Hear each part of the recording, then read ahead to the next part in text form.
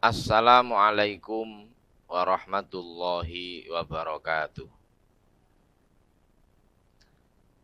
Selamat pagi anak-anakku, siswa-siswi SMK Taruna Jaya Prawira. Sehat semua ya? Alhamdulillah. Jadi kita hari ini masih dalam pembelajaran daring. Karena masih dalam posisi dalam keadaan masa pandemi COVID-19. Untuk itu tetap kita tidak mengurangi rasa semangat kita dalam belajar melalui pembelajaran daring ini. Untuk itu sebelum kita memulai pada materi pada pertemuan yang kesekian kali ini, mari kita berdoa bersama, mudah-mudahan apa yang akan kita pelajari nanti bisa difahami, bisa dimengerti, dan mudah-mudahan juga menjadi ilmu yang bermanfaat. Mari kita doa bersama dan saya bacakan. Bismillahirrahmanirrahim. Raditu billahi robba wa bil islami dina wa bi muhammadin nabiyya wa rasulah. Rabbi zidni ilma warzuqni fahma. Rabbi srahli sadri wa yassirli amri wahlul uqdatam min lisani yafqahu qawli. Amin ya rabbal alamin. Oke, mari kita memulai materi pada pertemuan kali ini dengan membahas tentang iman kepada Asmaul Husna. Ya. Iman kepada Asmaul Husna. Kita bahas dulu tentang iman, ya. Iman itu berasal dari bahasa Arab, dari kata amana yu'minu imanan. Secara bahasa, iman itu artinya adalah percaya, meyakini, atau membenarkan. Pengertian iman secara istilah adalah diucapkan dalam lisan, diyakini dalam hati, dibuktikan dengan perbuatan. Maka pengertian iman dengan cara istilah itu harus melalui fase pertama ucapan. Jadi diucapkan dalam lisan, saya percaya, saya yakin, saya meyakini kebenaran. Diucapkan dalam lisan, diyakini dalam hati, setelah itu masuk ke dalam hati. Hati yakin, percaya. Kemudian butuh yang namanya pembuktian, yaitu dibuktikan dengan perbuatan. Nah, makanya dikatakan orang beriman itu ketika sudah diucapkan, diyakini dalam hati, dan juga dibuktikan dengan perbuatan. Itu yang dimaksud iman secara istilah. Ya. Kemudian Asmaul Husna. Ya. Asmaul Husna. Untuk mengenal Allah, ya. Untuk mengenal Allah, untuk mengenal sifat-sifat Allah, di mana Allah itu mempunyai sifat wajib dan mempunyai sifat mustahil dan juga mempunyai sifat jaiz. Selain daripada sifat wajib, sifat mustahil dan sifat jaiz, itu ada satu yang disebut dengan Asmaul Husna. Berbagai macam untuk mendekatkan diri kepada Allah. Berbagai macam cara, berbagai macam sistem untuk mendekatkan diri kepada Allah. Di antaranya dengan cara merenung, angen-angen, dengan cara tafakkur, berpikir, dan dengan cara berzikir. Ada kalanya manusia itu mendekatkan diri kepada Allah dengan cara melalui musibah. Dengan melalui musibah itu bisa jadi jalan untuk mendekatkan diri kepada Allah. Itu diantara cara-cara untuk berupaya mendekatkan diri kepada Allah. Manusia itu semakin dekat dengan Allah, tentunya akan semakin bisa mendapatkan fasilitas dalam kehidupannya. Kenikmatan dalam hidup, kebahagiaan dalam hidup, melalui rezeki dan lain sebagainya. Sebagaimana dalam Al-Quran, وَمَنْ يَتَّقِ اللَّهَ يَجْعَلْ لَهُ مَخْرَجًا وَيَرْزُقْهُ مِنْ حَيْثُ لَا يَحْتَسِبْ. Itu janji-janji Allah, barang siapa yang mau bertakwa kepada Allah, akan dimudahkan segala urusan, akan diberi rezeki yang tak terduga, Jadi untuk bisa menikmati kehidupan di dunia maupun di akhirat, diantaranya dengan cara mendekatkan diri kepada Allah. Sama halnya bawahan dekat dengan atasan. Sama halnya anak dekat dengan bapak. Anak dekat dengan orang tua itu akan semakin banyak fasilitas yang akan didapatkan. Di antaranya mungkin kepercayaan orang tua terhadap anak. Makanya kalian ini kalau ingin hidupnya bahagia, hidupnya nikmat itu seusia kalian, bagaimana caranya untuk menaruh kepercayaan orang tua terhadap kalian. Kalau orang tua sudah percaya dengan kalian, maka kalian akan bebas, tidak merasa diawasi, tidak merasa didokterin, dan seterusnya. Untuk itu, kalau kalian sudah bisa menaruh kepercayaan orang tua kepada kalian, maka hidup kalian akan semakin aman. Sama halnya untuk mendekat kepada Allah. Kalau kita dekat dengan Allah, tentunya kita akan merasa bahagia. Makanya iman itu sama dengan aman. Ya, orang yang beriman berarti dia akan merasakan keamanan dalam hidupnya. Nah, di antara syarat yang paling fundamental untuk mendekatkan diri kepada Allah dengan cara berzikir. Ya, dengan cara berzikir. Ya, zikir itu apa? Zikir itu adalah kemampuan manusia dalam mengendalikan nafsu. Kemampuan manusia dalam mengendalikan nafsu. Jadi zikir itu tidak hanya la ilaha illallah, subhanallah, tidak. Zikir yang paling bagus itu adalah dia mampu mengendalikan nafsunya, selalu mendekatkan diri kepada Allah. Dan bukan berarti zikir itu dilihat jumlah banyaknya, baca istighfar 1000 kali, tidak. Tetapi yang dilihat zikir itulah bentuk kemantapan, keyakinan dalam hatinya. Nah, di antara yang bisa kita gunakan berzikir itu adalah ada yang disebut dengan Asmaul Husna.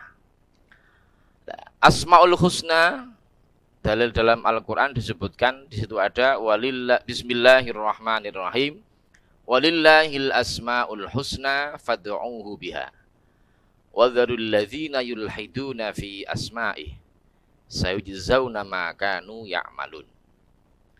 Allah memiliki asmaul husna, maka bermohonlah kepadanya dengan menyebut asmaul husna itu, dan tinggalkanlah orang-orang yang menyalahartikan nama-namanya. Mereka kelak akan mendapatkan balasan terhadap apa yang telah mereka kerjakan.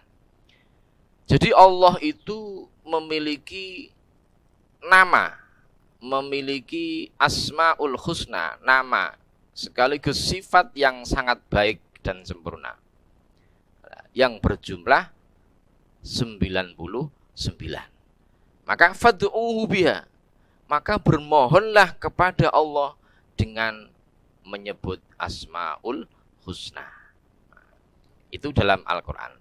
Sedangkan dasar kita dalam hadis, an Abi Hurairah radhiyallahu anhu, anna Rasulullah sallallahu alaihi wasallam qala, inna lillahi tis'atan wa tis'ina isma mi'atan illa wahidan man ahsadaha dakhalal jannah, rawahul Bukhari.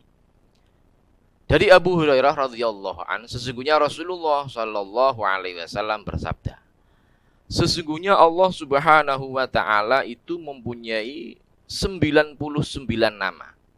100 kurang 1. Barang siapa yang menghafalkan, maka ia akan masuk surga. Nah, dua dasar inilah, baik Al-Quran atau hadis, untuk menekan kita supaya bisa beriman, bisa memahami apa yang ada dalam Asmaul Husna. Man ahsadaha dakhalal jannah. Hafal Asmaul Husna itu harus, barang siapa yang hafal Asmaul Husna itu jaminannya masuk surga. Man ahsadaha dakhalal jannah. Tetapi harus dimengerti, apakah hanya sebatas hafal saja? Tidak. Yang dimaksud di situ adalah hafal Asmaul Husna diiringi dengan menjaganya, baik menjaga hafalan dengan mendikirkan dan menjaga dengan menghindari perilaku-perilaku yang bertentangan dengan sifat-sifat Allah.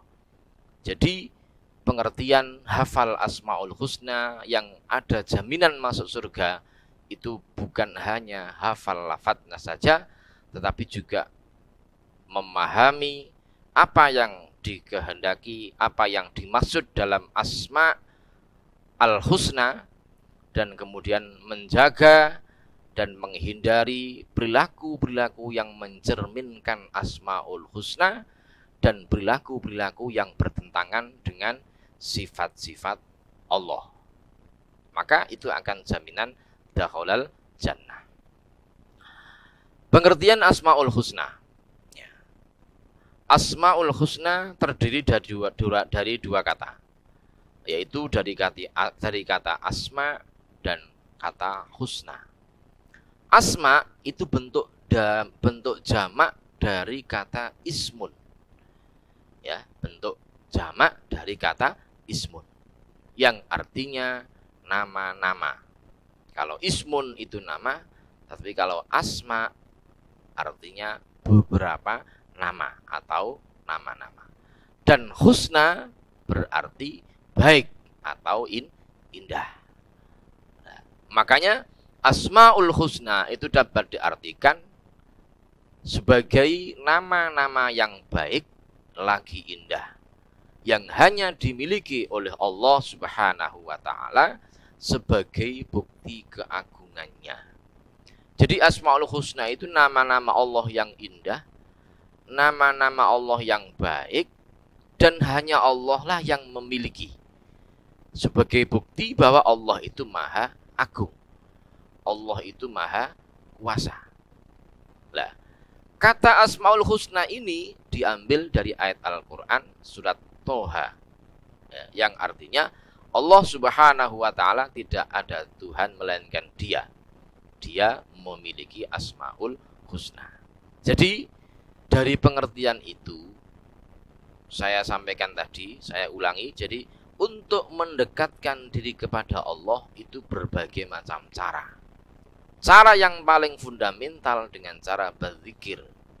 Dan berzikir itu adalah manusia yang bisa menguasai nafsunya dengan cara salah satunya berzikir dengan Asmaul Husna, nama-nama Allah yang baik.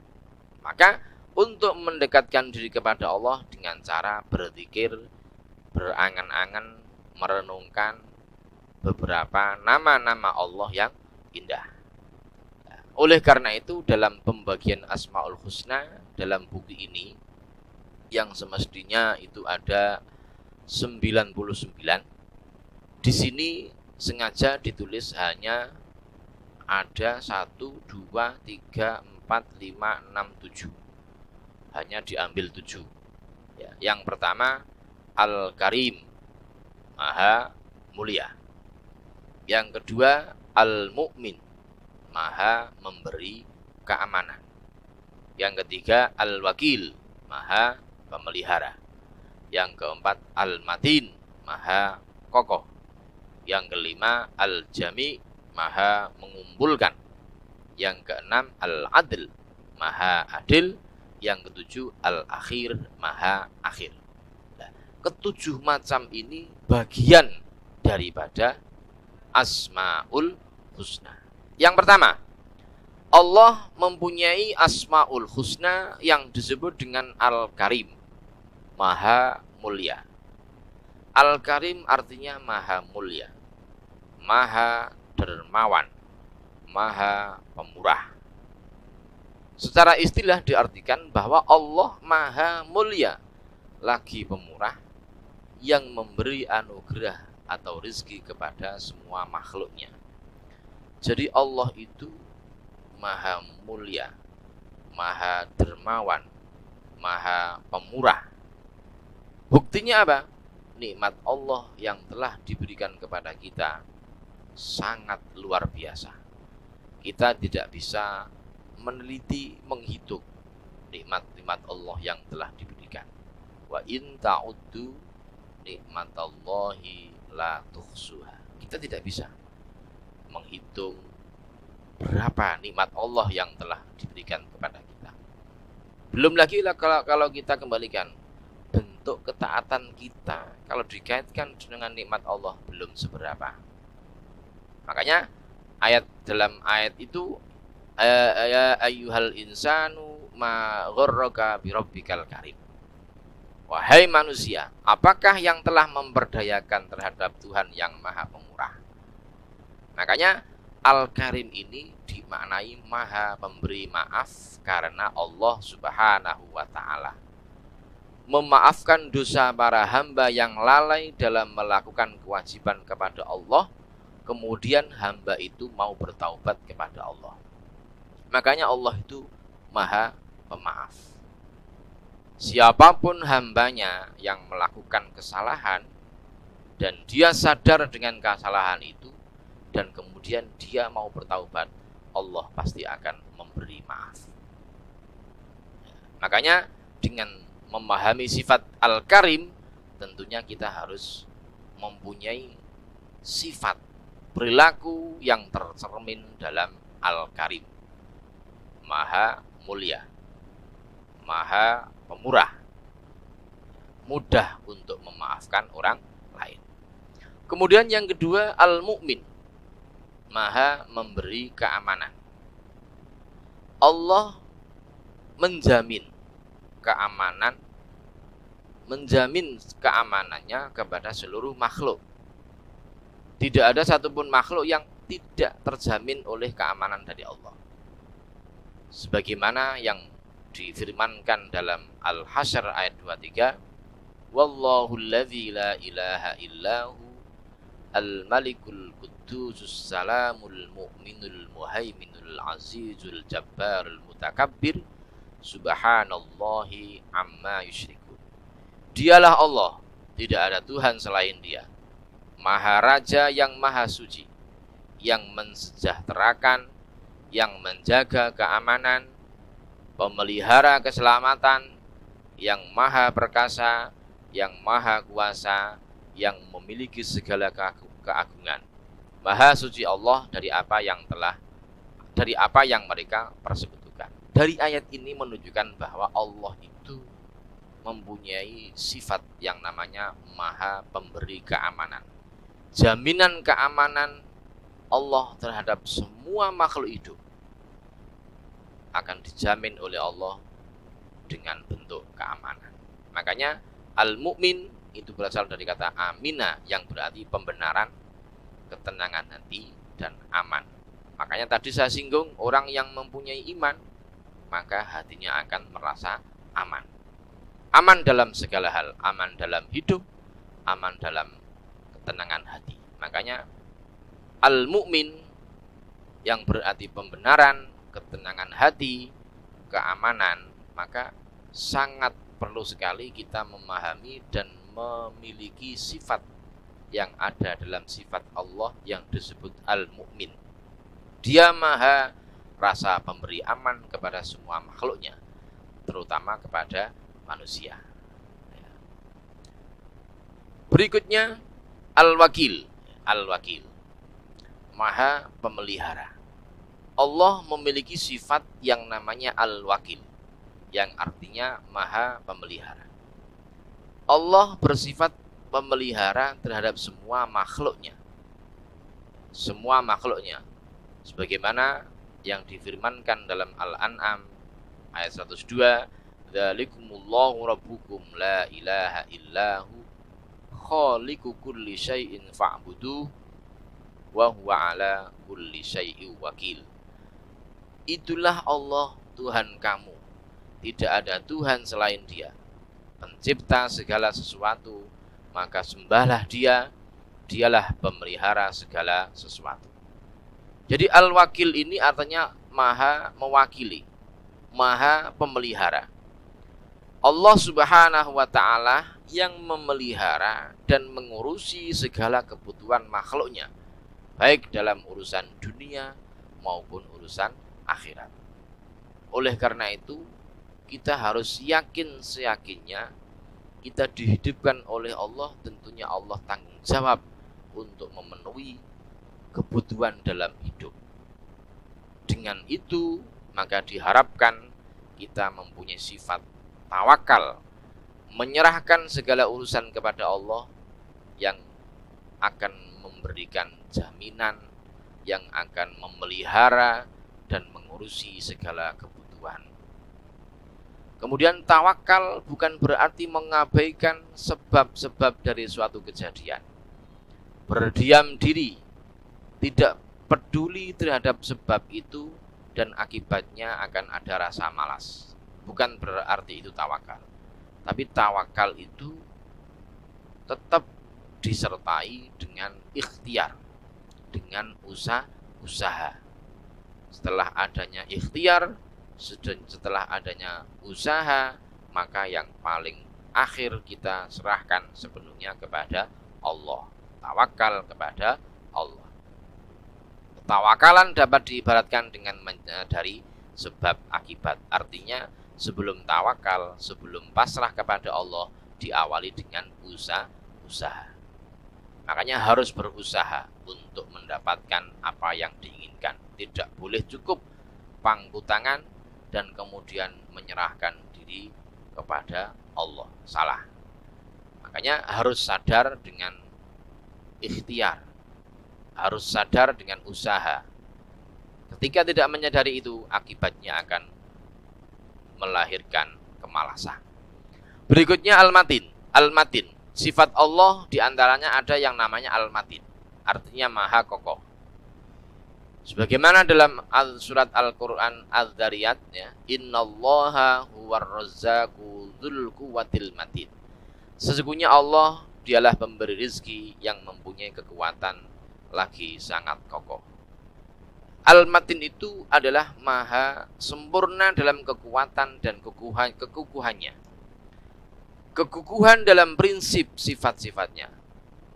Allah juga maha kukuh dalam kekuatannya.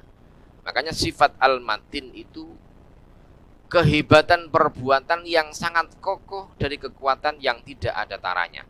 Dengan demikian, kekuatan Allah memiliki rahmat dan azab. Terbukti ketika Allah memberikan rahmat kepada hambanya. Makanya sifat Al-Matin ini, apa yang harus kita lakukan? Kita harus mempunyai prinsip yang kuat dalam menjalankan semua perintah Allah. Berikutnya ada Al-Jami, maha mengumpulkan. Kemudian ada Al-Adl, maha adil. Nah, itu diantaranya sifat Allah. Yang paling akhir adalah Al-Akhir, maha akhir, ya. Wal awwalu wal akhiru wal dhahiru wal batin.